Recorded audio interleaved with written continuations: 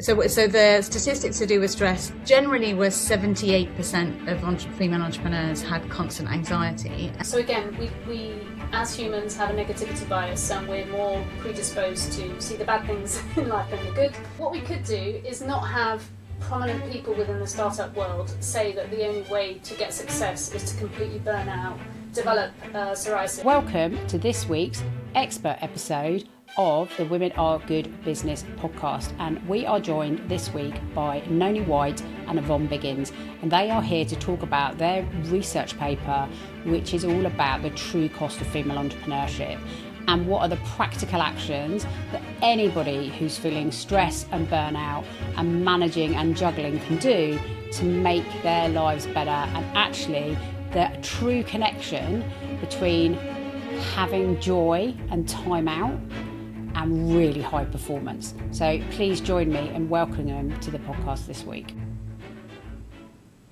Yvonne, Nonie, welcome to Women Are Good Business, the podcast. We're very excited to have you with us today. I'm going to jump straight in to the first question. And before we get into the research, and you're here to talk about the research and you're here as experts today, I want to know a little bit about the two of you. So can you each give us a quick sense of your personal journeys? Nonie, maybe if I come to you first. Okay, thank you so much for having us, Sam. Pleasure to be here. My personal journey to here to date I've had a number of careers. My first career was making documentaries, and I did that up until I decided I probably wanted to have a family, and I realised how important having some control over my life was, and autonomy. And I discovered entrepreneurship was the way to make kind of measurable social impact and have control over my life. So I went and did a master's in social entrepreneurship, and then I set about trying to start my first business all around having babies. It was really hard. I started researching into what it meant to be a female entrepreneur today, and then created my second business, which was supporting women to build businesses around having kids, because the world was very different about 12 years ago when I was starting up initially with babies. And off the back of that, I made a whole ton of learnings and trained as a coach, because realised that's where I really got the most joy of helping people grow. And then trained in positive psychology. And since then, my work has been looking at how to support entrepreneurs, but in particular female entrepreneurs, to really excel and thrive in the process. Brilliant. And Yvonne, tell us a little bit about your background and your journey. Yeah, so I started my career as a teacher, actually, in secondary schools, taught English. So Nonie and I both studied English, so that's how we first realised we were quite similar in many ways. And then I went on, and I don't know if you remember the smart boards, but they replaced dry whiteboards basically. I went and consulted for them. I was an education consultant for that company, and then went and worked in marketing in tech companies like Apple, and then managed Smart's marketing across Europe, Middle East and Africa. But had a bit of a bug to do something more entrepreneurial, and then somebody that I worked with at Apple had co-founded a small startup called Movelis. Sorry, slightly out of breath. And asked me to join him very early days. So it was a creative community for teenagers who read and write fiction on their mobile phones. And we grew that community from about 2,000 active users to 300,000 global monthly active users, and raised quite a bit of investment as well. Couldn't really monetize teenagers. It's still very difficult to do that. So it was that kind of, it's still going, but it wasn't, we kind of went off and did different things after a while. But we got teenagers publishing deals, and it felt very meaningful to Nonie's point. And I've always been drawn to ventures that have a social impact in some way. And so my next venture was teaching positive psychology to young people in schools and teachers, and it was called Young Happy Minds, which is still going again today. And then I had a bit of a break and did a master's in positive psychology in the US, so I studied under Martin Seligman and some of the big positive psychology names, and then came back, worked for Apple again, second stint at Apple in the education product marketing department. Had to earn some money after sort of a very expensive master's in the US, And then I've been consulting and coaching, so I consult with startups around product and marketing, and then I'm a coach as well, and I coach founders and career transition people or leaders as well. So yeah, a bit of a portfolio career right now. Brilliant. And so both of you have come at it from similar but different approaches, which I think is really interesting. And you're here today. We're going to talk a lot about the research that the pair of you have done into the kind of cost of female entrepreneurship. So can you just tell me a little bit about what sparked you guys wanting to do that piece of research, and tell us a little bit, just contextualise for the listeners what the research is. So just like that big picture of kind of what was it that sparked you, and then a little bit about what it is. So Yvonne and I met at a female founders networking event and realised that although we had these different career journeys to date, we actually had almost identical master's degrees and first degrees and lots of shared interests, and that we were both fascinated in how we could help entrepreneurs to do better and thrive, so to have, great well-being as well as real high performance and big results. So we decided to start exploring what it would look like to do something together to help entrepreneurs generally. And being entrepreneurs, we decided to start with some market research, and that was actually the seed of this whole report. So we set about, okay, let's do some interviews. And so let's just do some really kind of broad interviews looking at what the daily life is like for all these different entrepreneurs we're going to speak to, all these female entrepreneurs. And as soon as we started doing them, we were like, hang on a second, this is really interesting. And this is not something you hear discussed. You hear the headlines. We all know about the 250 million, we know about the money side of things, but we don't know what that's actually like on a lived experience across the board. We know what it's been like for us, and we know what it's like, our smaller communities, but actually there's something not being talked about here, and this is massive. Yvonne, do you want to continue? Yeah, no, that's exactly. We didn't set off to write a report. I think it was like Nonie said. It's we wanted to just really get out of the building, as they say in talking to humans, and go and talk to some female entrepreneurs and validate whether our experience was true across a wider group of entrepreneurs, and really understand the pain points. I think that's what we were trying to do. And then, like Nonie said, it just became really interesting, and we thought we've got to do some wider research. And then that's when we sent a survey out to, I think it was about 215 female entrepreneurs responded, and then we got some really, really interesting data. And because we're a bit geeky, both of us, we decided that we wanted to write a report about it. And we're also very sort of passionate about everything being evidence-based and science-backed, and so we wanted to produce a report that was really kind of like weighty in terms of research, but also quite practical in terms of how we can support female entrepreneurs as well. So we work with a very, very brainy data analyst who cross-referenced everything, told us all the things that we potentially could have done better or would do better in our next report, but got round it all and was able to extrapolate incredible data. So not only, what we first realized when we spoke to all of these founders in the interviews about how hard it was, but also who the outliers were. And I know we're going to talk about that in this, but it was fascinating what we were able to find. So then we just wanted to share it widely. And I'm going to talk to a couple of the headlines. So there's a couple of headlines which I find really interesting, and I'd love us to dig into that and kind of whether or not that resonated when you did it, or kind of when you started peeling back the onion of things that surprised you. So the headlines I've got is that 83% of female founders reported high stress, over half were experiencing burnout, but 97% were enjoying the journey, and 66 reported high life satisfaction. So can you talk to me about that? Kind of how do you make sense of that data, and is that, what is that telling you as people who've studied this? What's it telling you? Before we did this report, we'd spent a lot of time researching what was already out there in the academic realm in terms of entrepreneurship and well-being and performance. And actually, this was one of those moments where we kind of smiled to ourselves because it felt very familiar to us, like A, it's really hard, and B, we wouldn't do anything else. And then we thought, well, hang on a second, this is very, very true for female entrepreneurs, but actually it's telling the same story of the wider research to do with entrepreneurs. And that's that entrepreneurship is brilliant for your well-being in that it does tick the autonomy, flexibility and purpose boxes. So it gives you really high well-being some of the time.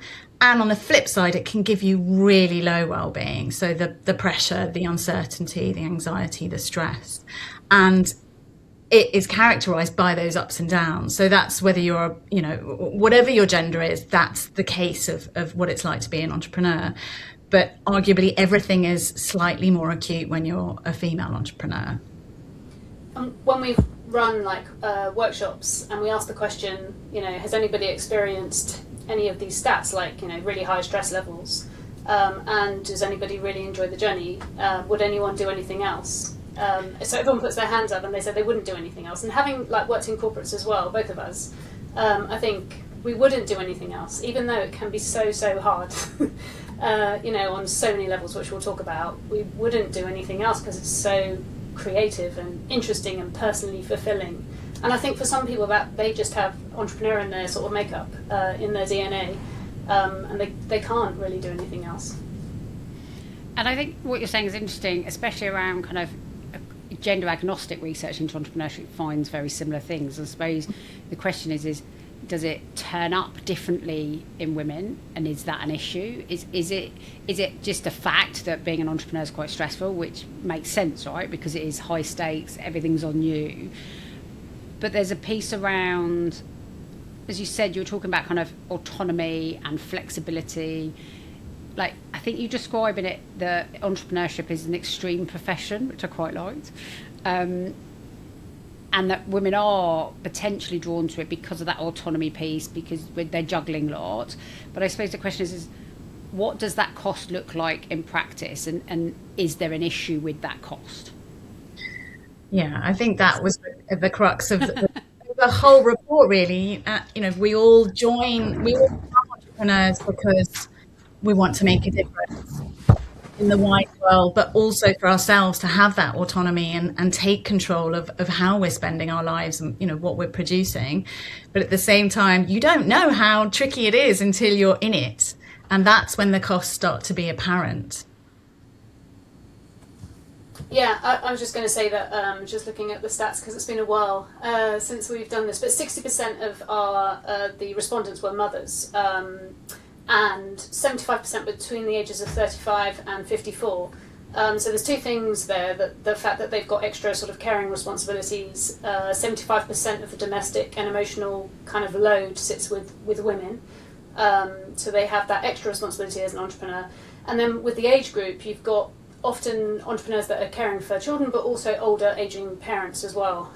So there's so many pressures that are sort of compounding, particularly on female entrepreneurs, which is where the difference lies with other genders. Oh, I can't hear Sam. We lost you, Sam. Oh, can you hear me now? Yes. Yeah. Cool. Okay. So and then you lop a bit of perimenopause and menopause in as well, and you're off to the races, aren't you? So I'm gonna pull out some other stats again, and I think this is around that kind of physical, mental toll, and kind of is it harder for women? And you've touched on that kind of, I'll call it sandwich generation, where a lot of women, they're entrepreneurs, they're mothers, they're potentially caring, they've got all this other physical stuff going on. But your research says 59% experience sleeplessness, 45% low mood, and 46% doing less exercise. Mm-hmm. Is there a connection in how they're feeling to that lack of sleep and the exercise piece? Yes. Yes. I'm loving this. I'm asking questions. The answer is yes. So tell me more about that then. Do you want to go, Yvonne? Yes. So we know from the literature out there and research out there that when you have less sleep, you have impaired cognitive decision-making abilities, impaired cognitive abilities, full stop. You have lower mood, more stress. I mean, just thinking back to when I was, when my daughter was quite young, I was in a complete, I would say I had some postnatal depression because I had so much lack of sleep. And it affects different people in different ways. That's something to take into account as well with all of these stats. Everybody's got slightly different base levels on well-being and, how they sort of feel. But yeah, stress and lack of exercise. We know that when we exercise, it can help with creativity, productivity. You've got serotonin, happy chemicals sort of flooding your body, feeling in a much better mood. So if sleep is compromised and exercise is compromised, the research shows that all these other sort of outcomes are compromised. And I think a really key thing is that entrepreneurs are really hard workers. So speaking to the line earlier about it being an extreme profession, it's got the highest levels of workaholism in any type of work you can choose to do. So if you've got individuals who want to work really hard, who are really passionate, are trying to make the world a better place through creating this product or this service, and then they also have less time because they're doing 75% of all the caring and domestic chores that are required. They are going, they only have so many hours in the day. So they are often overworking and under-resourced, which has a massive impact on their well-being and actually how they're performing. So we're in this tricky situation where you're trying to do as much as you can, but you have far less resources to help you deliver it. And so you start working at a deficit. And, we're all hard workers. We're all very focused on high performance and making an impact and hustling hard. But actually, that's where the cost comes to your well-being, whether it's your sleep, whether it's, how much rest you're getting, how much detachment you're getting, the quality of your relationships, all of these things that are really important to your overall well-being, which impacts, as Yvonne said, that how you're feeling in terms of your well-being impacts your energy levels, your mood, what you're thinking, what you then go and do. So it always impacts actually the quality of your work. And too many of us, because of the system in which we're working and we're operating, are overloaded and overworking and not looking after ourselves enough. So we're not functioning at our best. And I think this is really interesting. And one of the things I really want to focus on is the kind of practical stuff, like what actually works, what helps to manage that. Before we do that, there's one other piece I wanted to touch on, which was in the research, which is 25% of the founders that you surveyed identified as neurodiverse. Yeah. And those with ADHD had much higher stress levels. Mm-hmm. Is that something that... did that come out really strongly for you in the interviews and the survey response, and kind of what was that telling you about either the sorts of people who tend to be entrepreneurs, or would you see that in a corporate as well as in an entrepreneurship? What's interesting about that kind of where you've got neurodiversity, actually it seems to have bigger impact on stress. I think so the statistics to do with stress generally was 78% of female entrepreneurs had constant anxiety. And then when in the survey, I think it was the neurodiversity came out, we found out that 25% of the people who'd taken part in it identified as neurodiverse. I think it is larger than the general population, but a fairly standard sort of perceived percentage of entrepreneurs. The data showed that they were even more stressed than other people, kind of more intensely stressed by the situation that they found themselves in. So I think, and again, so I want to move us on to kind of action orientated things, because I think a lot of the listeners, they're probably going to identify with some of this, because a lot of our listeners are female founders, so they're probably sitting there thinking, I know all of this, like this is, as you guys said when you were looking at the research, you're like, yeah, okay, we can identify with this. So what is it that I think you called them positive deviants? Yes. That those female founders who really did manage to manage that high well-being, managing their time, managing their stress levels, despite facing similar stresses and challenges and levers as the others, what is it they were doing differently from the ones who are suffering from high stress? Yeah. I mean, positive deviance isn't a term that we came up with. It's from positive psychology literature, but it is about people within a certain population that do things differently and are able to thrive despite suffering the same kind of challenges as the rest of that population. But yeah, we were able to find out exactly what they were doing in order to flourish despite being in similar situation as the rest of the entrepreneurs, and we turned that into a best practice blueprint so that it could help other entrepreneurs, to your point. So should we just go through the list? Great. Nonie? Yeah. Yeah. They were exercising, so they were prioritizing physical activity in their lives. So they realised that helped them perform better and got joy from it, and so would actually prioritise, whether it's just going for a walk or it's going to the gym or it's playing a game of whatever, tennis, they would make sure that they incorporated time into their daily schedule for that. So that was one thing that they did. They also sought support from other people, and we had statistics to do with what that looked like. What was really interesting was that most female entrepreneurs would automatically go to friends and family. I think it was something like 84% went to friends and family to get their support, and 70% of those people found being an entrepreneur extremely lonely. So although we might turn to the people nearest to us, unless they fully understand our lived experience as an entrepreneur, you're still going to feel a little bit lonely. So what we found was that people that went to coaches, mentors, advisors, and peers were most likely to have higher levels of well-being and therefore higher performance because they were flourishing in themselves. So speaking to people who could really support them on their journey and being open to that support was enormously supportive, helpful. Do you want to do the next one? We got 6. Keep going. They prioritise joy and recovery. So again, I think as entrepreneurs, we feel like we have to be working all the time and being productive all the time, and that means maybe not going out for a drink with a friend or not doing something fun because we don't have time for fun.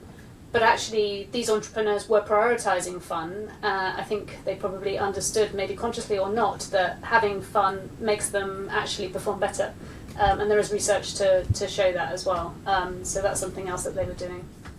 There's a connection in all of the research to do with detachment and joy. So there's an argument that we all need to have hobbies, so that when we make time for joy, for feeling joy and positive emotions, actually it's so far away from work that we get really good recovery through the complete detachment, complete disengagement. So if you go and do knitting or rock climbing or, cycling or painting or something that's just so far away from work that you're completely engaged in what you're doing, but it's nothing to do with work. So you give your brain time to properly restore itself before you go again. It's really, really important for resilience. So within joy is kind of hobbies and detachment from work. We also found that entrepreneurs who practice mindfulness or spirituality were more likely to be flourishing. That was one of the 6 things that they said they regularly made time for. And they were able to manage negative thinking as well. So again, we as humans have a negativity bias, and we're more predisposed to see the bad things in life than the good. Entrepreneurship is a roller coaster, and we experience extreme highs and extreme lows, but it's very easy to stay in those lows sometimes. And different people have different predispositions to, whether they're likely to stay in the lows. So these entrepreneurs were very good at managing negative thinking and being able to not stay in the lows and do other things that help them kind of become more positive and see opportunities. So yeah, that was another thing that they did. And that one really speaks to almost the key kind of umbrella point, is that all of the founders who were the outliers, who were managing to flourish despite all the challenges, had a certain degree of self-awareness to know when they needed to do these things to look after themselves. So you need to be self-aware in order to realize you even have thought patterns, let alone you're stuck in a negative thought pattern loop that's not helping you, and that actually you want to reframe it, reappraise it to find one that does help you get to where you want to go. And finally, we had one that surprised us, but shouldn't have done, but it was lovely, is that these positive deviants spent time in nature. So they purposefully went out into nature. We did a workshop just on Friday, and there were 2 people said they spent time in forest. So forest bathing, you know, so really consciously taking time to be in a different place, under the big sky, in nature, you know, with awe, grounding yourself to really take yourself out of the stresses and strains of day-to-day life was the 6th thing. So we had support, joy, health and fitness, nature, mindfulness, and managing negative thought patterns. Those were our 6 I think that's so interesting. You know, and I think about the things that I know bring me balance are walking the dog in the morning. I know if I take and I live in the countryside, so that is right into nature. I know if I take the dog out in the morning, I'm going to have a better day. Yeah. And it's one of those things that you don't think about when you do it. It's only when I don't have a better day and I'm like, what did I do differently today? And I was like, oh, the dog's not here, or I've been in London, so I wasn't at home, so I probably didn't exercise at all, and I didn't exercise in nature. And I think it's. Is it, you touched on that detachment piece around kind of having fun, joy, kind of outside activities. Is that the nature piece, the mindfulness, all of it feels, exercise, the doing something different, all feels like one of the success criteria for being able to manage all of that stress is predominantly about detaching yourself from the wheel, and that actually having those moments, however you do them, and the self-awareness that you need them, is the red thread that seems to go through all of those things. Yeah, absolutely. And often they intertwine. So you can be in nature, you know, going for a run. And I think we quoted John Ratey that, you know, exercising in nature is like exercise squared. The benefits, you know, they're just so much bigger. Or you could be making time for joy whilst being in nature with friends, you know, with a fellow peer, having a walk and a talk. That's really supportive. So they could be doing, you're right about the thread, and they also kind of link together as well, often. Another thing that we talk about is awareness of well-being, but through the lens of positive psychology, which is a much broader concept. And it actually, when you start looking at it with anyone, but especially with entrepreneurs, it sort of almost gives you permission to remember that you're a whole person.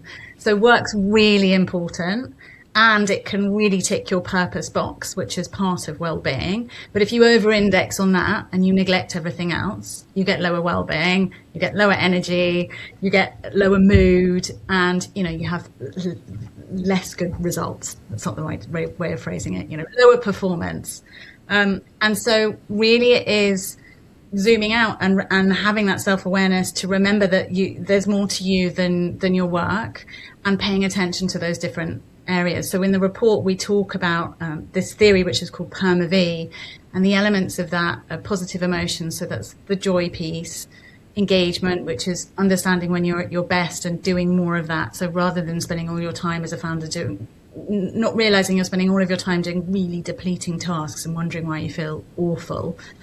Then there's relationships, so relationships with maybe your co-founder, your team, your board, but also the people you live with, your friends and family, you know, loved ones. All of those are really important to keep you functioning well at work, but most of them are outside of work as well. There's the meaning piece, there's accomplishment, so taking time to appreciate what you've achieved rather than just always being on to the next thing and not realizing that you've just done incredible things. And then there's a vitality piece. So PERMA-V is the acronym for this wellbeing theory. But as you say, it's having that self-awareness, think, what do I need now? Actually, maybe I need to go and have a laugh with someone who I know has got nothing to do with work. Or maybe I need to remember that actually family is meaningful for me and I need to make time for them. Or maybe I need to have a better relationship with my other half because I've been ignoring them because I've been so focused on work. Or maybe I need to take time to practice gratitude or actually make a list of the things I achieve every week, because that's going to make me really appreciate that I am achieving things, I am accomplishing things, and I'll feel better and therefore I'll do better work tomorrow. Or maybe it is that I need to go for a walk outside, or I need to spend time with my dog. So it is being able to zoom out and have that self-awareness of you as something larger than just the entrepreneur doing the work, trying to get things done. Because all of that makes you feel better and do better work. And that's the bit that most people miss. because they just think, oh, well-being's just a luxury. I'll get to that later when I've done all of the work. But actually, it's the thing that enables you to do your work better and have a better life. So that's really what came out of this report, which is what we knew anyway from our own lives, from all of our studies, from working with founders. But it was so brilliant to see it in the data for the outliers as well. Like, actually, these guys are doing these things without realizing they're ticking the boxes for PermaV, as we would have encouraged them to do anyway. And I think what Nonie said is that they're actually doing them. Like, it's kind of common sense, all of this stuff. Tal Ben-Shahar, who's a positive psychology professor at Harvard, he always says it's common sense, but it's not common action. So the difference between these entrepreneurs and some of the others, perhaps, that weren't thriving, is they're actually taking action and doing these things and prioritising them. And I think that's a really important element, isn't it? Because you say, I think most people, if you sat them down and said, write down things that would give you better well-being, and I think most people probably, if they thought about it, recognise that happier people are more productive. Right. But the doing of it is very difficult when you're in it. And I think my observation as well is, as women, we think that self-care is selfish. Mm-hmm. Because especially if you are in that sandwich generation and you are juggling children, a company, growth, parents, pets, menopause, like there's a lot going on, right? And I think sometimes we feel bad about putting ourselves first, for want of a better phrase, even though the science says you do that, you know. The analogy I always use is, there's a reason on an aeroplane that it says put your own face mask on first, because you're no use to anybody else if you're not functioning. But I think as women we find that really hard. So kind of what would you say to a woman who's not high functioning at the moment in her business or in a corporate role? Because I think the challenges of putting yourself first are challenging. How would you articulate to them, like, how do you take the first step? I think, as Nonie said earlier, I think it begins with self-awareness, like understanding where you are, applying some self-compassion to yourself, because women, like you said, we don't put ourselves first. So I think self-compassion is really important, and giving yourself permission to be human, to be that whole person, and then doing what I would say, like the first thing, just do something that brings you joy. Don't just do something because we've said it's good for you. Like, mindfulness, I hear lots of people saying, mindfulness doesn't work for me. So don't practice mindfulness, go for a walk, or do whatever you do like to do that will give you some joy, and will then help you feel better. And start really small. I think, tiny habits, as BJ Fogg says, start very, very small and then build up from there. I think it's also just about encouraging people to have some space to think. That because so many people are so busy cramming in all the things, doing everything for everyone, that actually we don't give ourselves space to think, to stop, to go, how am I feeling? What's going on with me? Like, what do I need? And maybe it's just a nap, but it might be that actually I've had a number, actually, I can't even tell you how many clients I've had who said, I don't even know what having fun means anymore. So then the first thing is, well, what would that look like? What would give you even the tiniest spark of joy? Let's start there. But often it's giving yourself permission to just have some space to think, to stop, and to check in with yourself. What do you need? How are you feeling? What's going on for you? Why don't you feel great? And then, as Yvonne said, just start small. Yeah. And that's one of my favourite books, by the way, Tiny Habits. I have it on the bookshelf behind me, life-changing. Learning how habit and behaviour is linked, and also just don't try and boil the ocean. Like, just do a tiny thing every day, and it's not dissimilar to the principle of that the British cycling team used to go from zero to one of the most successful cycling teams in the world, right? Which is all around that kind of just incremental improvement every day, rather than trying to do big change. So one of the things I want to touch then is, we've talked very much about kind of what the women can do, and I think, irrelevant of your gender, if you've listened to this as an entrepreneur or someone in a stressful job, you probably identify with some of those challenges and some of the ways to do it. What can the wider ecosystem do? either in recognition of this or in support of helping those founders take that time, find that joy? Like, what's the kind of shout out to the wider ecosystem to help with this? Well, just because it's top of mind and it really annoyed me. But on LinkedIn Excellent. yesterday, you know Harry Stebbings. I don't think you can name him, Yvonne. Can you name him? Maybe just say it without naming him. What we could do is not have prominent people within the startup world say that the only way to get success is to completely burn out, develop psoriasis, miss birthdays, weddings, kids, kind of big events. There is another way. It doesn't have to be like that narrative around you can only be successful if you are working all hours of the day and 996 and you burn out. That's a really unhealthy narrative, and that can be really unhealthy for certain people. So I think if leaders within the entrepreneurial ecosystem can actually bring people like Nonie and I in, or just even tell the company, for VCs, the companies that they're investing in, that they understand or that well-being fuels performance, and that they will give them a well-being budget, or give them the choice to spend that budget on whatever they want to spend it on, so that they can be at their best. Things like that need to change.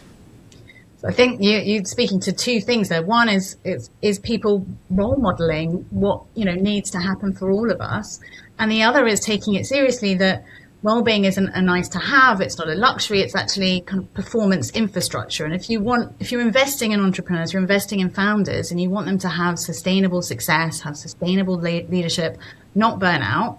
You want them to do well, and therefore you need to support them and tell them that they have permission to do whatever they need to do to be well in order to do their best work. So it's a mixture of really modeling those behaviors and not modeling hustle harder, this narrative that actually leads directly to burnout, and putting money and support and time and energy into saying, okay, we understand that a founder is a human and therefore they have needs and should be supported to flourish in their life as much as in their work, because the two things are completely related. And I think what's really interesting there is the kind of burnout, be a workaholic narrative. Yeah. For me, is a very masculine narrative. It's like, you can't be successful unless you do this because it's the only way I was successful. Yeah. And I think part of the challenge with the ecosystem, be it the private equity houses, the VCs, whoever's trying to fund them, is if that narrative is this is the way you're successful because this is how I've been successful, it detrimentally affects women who are actually getting that balance right. And to your point, burnout does not produce great businesses. It probably produces a very short-term great business that can scale and exit and make a VC money short-term with no care for the actual founder at the end of it. But it doesn't build long-term sustainable, profitable business, which is what we know women are great at. And so the ecosystem needs to recognise, for both men and women, that actually finding a way to have well-being as part of your journey will make you more profitable long term. Yeah, because you're still there. Yeah, exactly, and doing it at your best ability, optimally. Because you're flourishing, you're thriving, and I think all too often, founders definitely need money and they definitely need support, but it's not just about the growth strategy and the funding. It's about supporting the founder as a human, and that's how you're going to get the best results. And often we find that this is really sidelined as just a nice to have, and it's really not a nice to have. It's what fuels success that is sustainable. Yeah. This has been so fascinating, and I could carry on talking to you for hours because I think there's so much more we can unpeel, so we might have to get you back on series 2 to tell us more.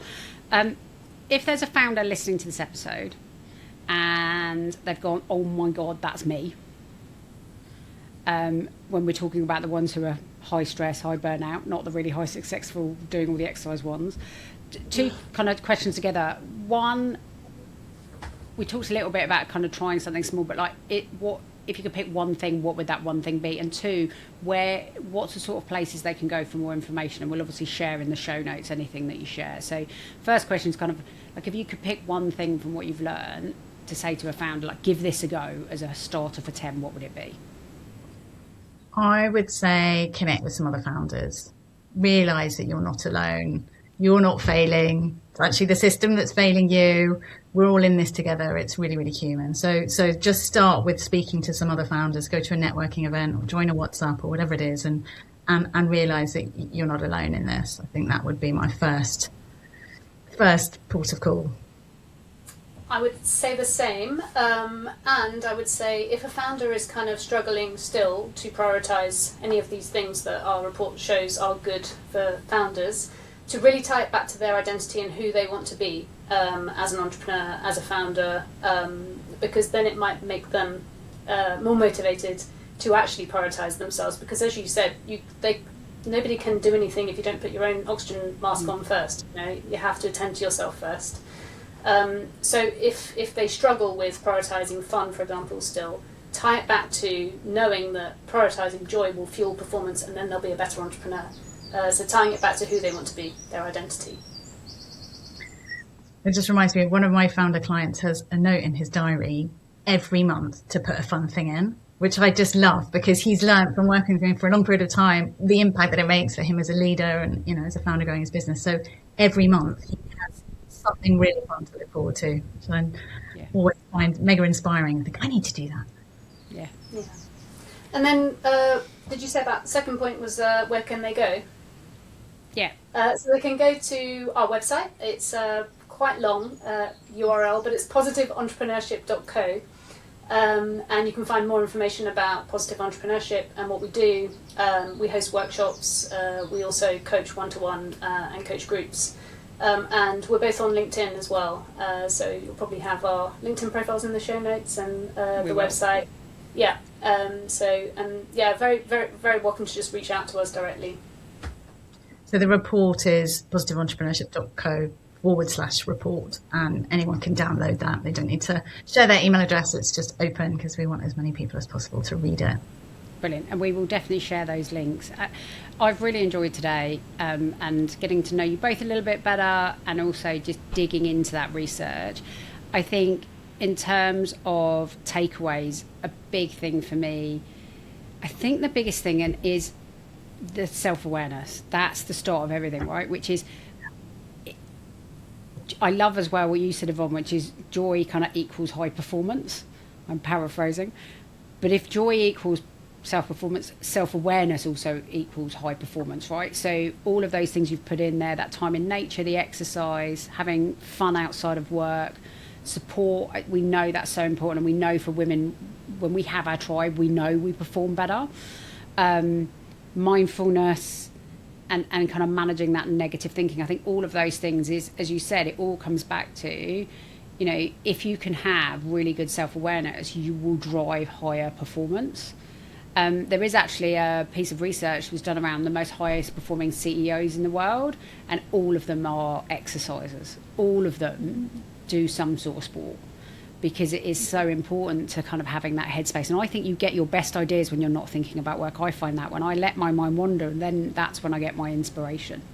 Totally, yeah. It's you activate the default mode network, not to get too kind of neurosciencey about it, but and that's where ideas come, because you're not focusing on a task. So mind wandering is fantastic. Any opportunity to mind wander is great. Yeah, brilliant. Well, thank you both, Nonie, Yvonne. It's been absolutely fascinating.